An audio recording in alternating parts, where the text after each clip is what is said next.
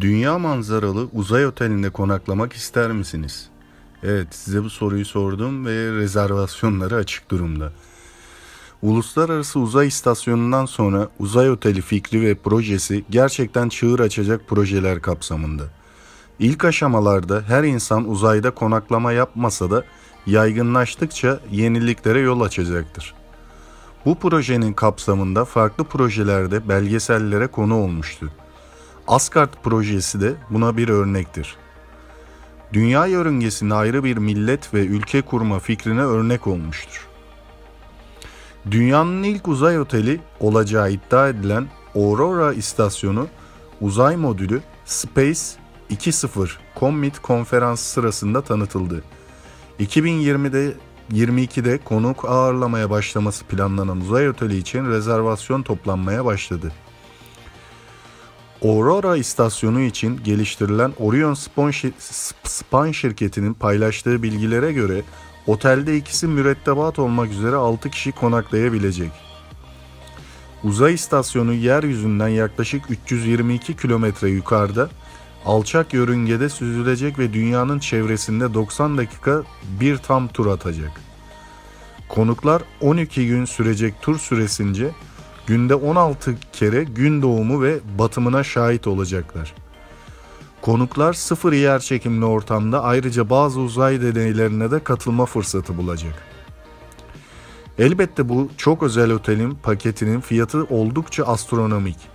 2021'de fırlatılıp yörüngeye yerleştirilecek ve 2022'de de ilk konuklarını ağırlamaya başlayacak olan otel, 12 günlük konaklama bedeli kişi başı 9,5 milyon ABD doları.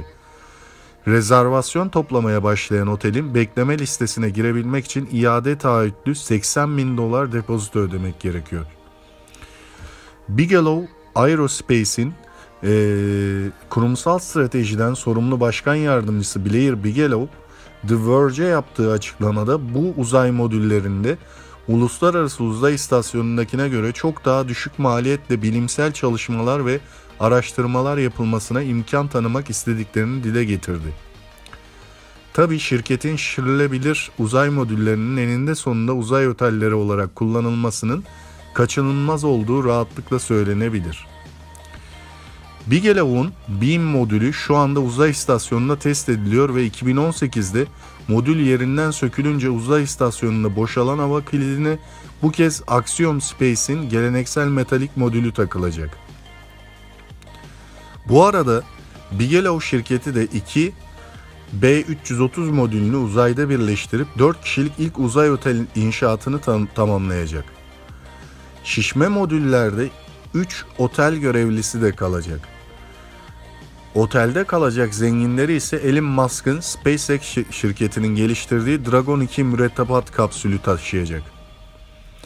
Bununla birlikte uzay turizmini yeniden canlandırmak isteyen NASA Başkanı ve eski astronot Charlie Bolden, uzay oteli açıklamasında canlı bir kullanıcı topluluğu geleceğin uzay istasyonunun uygun maliyetli ve ekonomik olmasını garanti altına alacaktır dedi.